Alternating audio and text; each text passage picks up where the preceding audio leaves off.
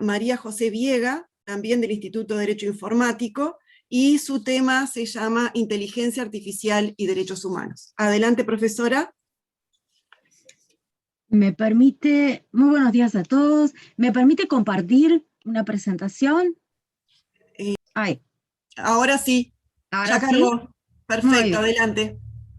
Bueno, en primer lugar, felicitar a la señora decana por esta iniciativa. Realmente me parece fundamental poder intercambiar desde los distintos institutos de la facultad y desde la Facultad de Ingeniería en la discusión sobre estos temas, y agradecer también muy especialmente al doctor Gabriel Valentín por la organización y por la prontitud en contestar los mensajes, que supongo que han sido muchísimos. Bueno, hablar a esta altura ya se ha dicho, ya se ha hablado bastante acerca de la inteligencia artificial y se han tocado distintos aspectos. Mi pregunta era general acerca del impacto que tiene la inteligencia artificial en los derechos humanos, y la inteligencia artificial como poderosa herramienta tecnológica tiene muchísimos impactos positivos en nuestra vida, y creo que ese es un aspecto que no lo tenemos que perder de vista. La tecnología a lo largo de la historia ha mejorado nuestra vida, y por lo tanto tenemos que reflexionar sobre cómo vamos a incorporar esta tecnología a nuestro servicio, de forma tal que cada día podamos realizar, como nos lo permite, hacer un trabajo más eficiente, tener una vida más plena. Pero a la hora de reflexionar justamente en cómo vamos a lograr esto, es que me voy a centrar en los riesgos. Y se ha entendido y ya se han hecho algunas menciones acerca de si los derechos humanos integran la cuarta generación. Hasta ahora se ha hablado de que los derechos humanos en el ciberespacio eran la culminación de la tercera generación de derechos. Algunos incluyen en esta generación a la inteligencia artificial, mientras que otros hablan de una cuarta generación. El profesor español Emilio Suñé entiende que la cuarta generación está dada por lo transhumano o por lo poshumano, a que ya se hizo referencia también, que es cuando nos referimos a seres humanos que han sido modificados a través de la biotecnología para generar superhombres o para generar seres infrahumanos, el Homo Deus, de que se hacía referencia respecto a Harari, y esto nos enfrenta a otra problemática, que son los neuroderechos, por ejemplo. Pero con independencia de la generación en que estemos ubicando a este tipo de derechos, sin lugar a dudas, la inteligencia artificial impacta en el derecho a la vida, en el derecho a la libertad, en el derecho al trabajo, a la seguridad, a la privacidad. Y la doctora Bleyo ya se refirió a uno de los principales aspectos, de la principal problemática que se nos presenta, que constituyen los sesgos. Los sesgos es la forma de discriminación de las máquinas, y que nos van a poder discriminar en virtud de la raza, en virtud del sexo, del género, de la etnia, de la religión, también pudiendo perpetuar tendencias pasadas, porque va a depender de qué información nosotros estemos alimentando el sistema, con qué información estemos educando el sistema, lo que ese sistema nos va a traer como respuesta. Y también va a poder provocar decisiones injustas, que también se ha hecho referencia, que trae uno de los temas fundamentales en estos temas, que es la predicción de decisiones judiciales. Pero no solamente el tema de la predicción de la decisión, sino también la posibilidad de perfilar a los jueces.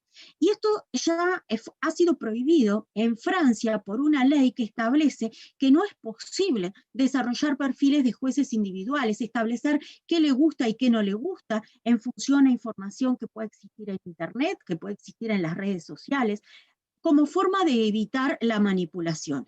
En los países con jurado esto también impacta, ¿verdad?, en el sentido de que podemos perfilar a través de información al a los miembros de un jurado. Pero los sistemas han ido mucho más allá. Tenemos que tener en cuenta que estamos hablando de que, si bien se sigue diciendo que la inteligencia artificial es una tecnología emergente, es una tecnología que ya está. Como ejemplo les traje el sistema Predpol. Predpol se basa en predecir los lugares donde se pueden suceder delitos. Pero por otro lado, también tenemos sistemas como Pacer, que lo que hace es avisar cuando a una empresa está siendo demandada. LexMachine estima alcances de cómo puedo realizar un caso, la estructura, cuándo lo puedo ganar, cuándo lo puedo perder, en base a análisis, por ejemplo, de el abogado de la contraparte. Y el sistema sabe si el abogado, en cuántos juicios intervino, cuáles son los criterios que utiliza normalmente, cuántos casos ganó, cuántos casos perdió, cuántos casos transó, y toda esta información se está usando y está disponible en distintos países. Tenemos Judicata, tenemos Premonition, todos sistemas que justamente se constituyen una herramienta en materia de actividad judicial.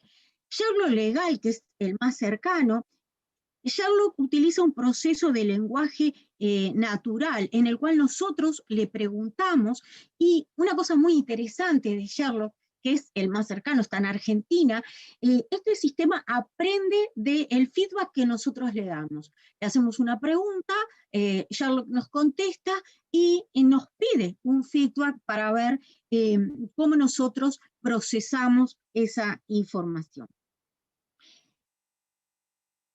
Tenía que traer a Yuval Harari porque, más allá de que estemos de acuerdo o no con sus posturas, sin lugar a dudas los planteos que hace Harari nos sirven para reflexionar. Y el libro que sigue a Homo Deus son las 21 leyes para el siglo XXI.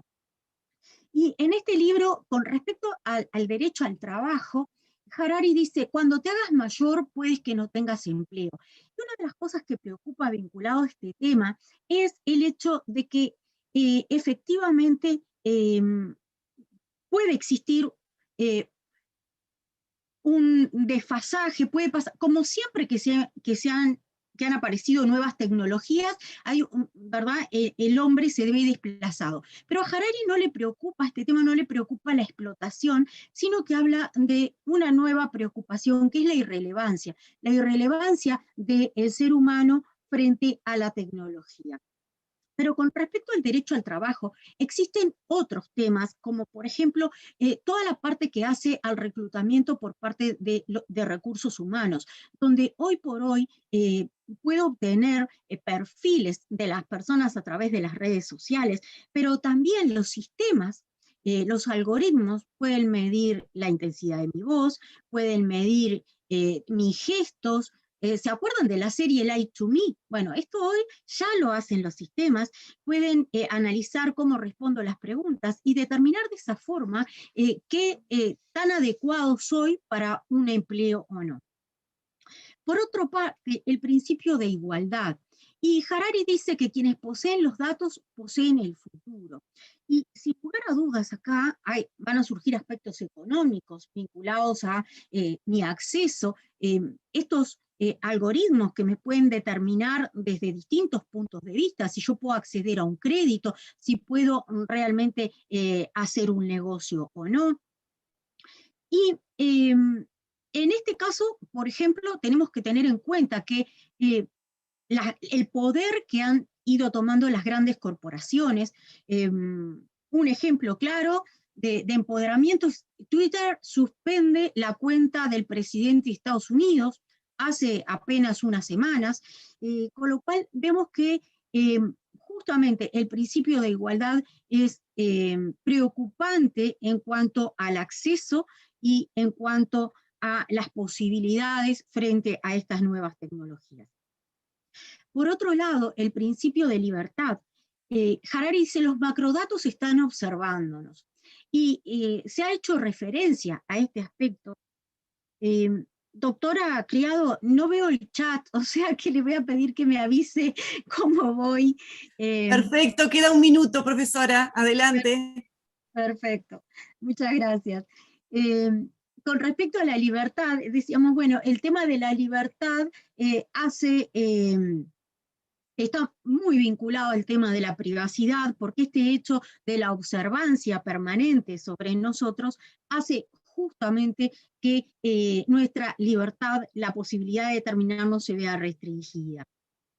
Y la libertad, como ya se dijo, desde múltiples puntos de vista. La libertad de expresión, la libertad que se puede ver menoscabada por los sistemas de reconocimiento facial en la vía pública, y acá son muy importantes los principios éticos, no solamente a nivel de los estados, sino a nivel de las empresas. Google, por ejemplo, suspendió el proyecto Maven en función a un reclamo por parte de los empleados, entendiendo que, bueno, que el instalar sistemas de reconocimiento facial en drones, sin lugar a dudas, era un problema vinculado a este principio de la libertad. La pérdida de privacidad, entonces, también sin lugar a dudas nos va a determinar el perfilamiento como consumidores, como investigadores, como votantes. Cambridge Analytica fue un ejemplo, y nos debemos como sociedad una discusión, y por eso al inicio decía que me parecían muy importantes estas instancias, sobre los aspectos éticos y sobre los aspectos regulatorios de la inteligencia artificial. Porque las tecnologías emergentes hacen más actual que nunca la frase de Mario Benedetti, que establece que cuando creíamos que teníamos todas las respuestas, de pronto cambiaron todas las preguntas. Nada más, muchas gracias. Muchas gracias, profesora María José Viega, también por la claridad conceptual, por hacer tan interesante estos temas que dentro de todo son arduos, y por dialogar con el resto de los exponentes de esta mesa.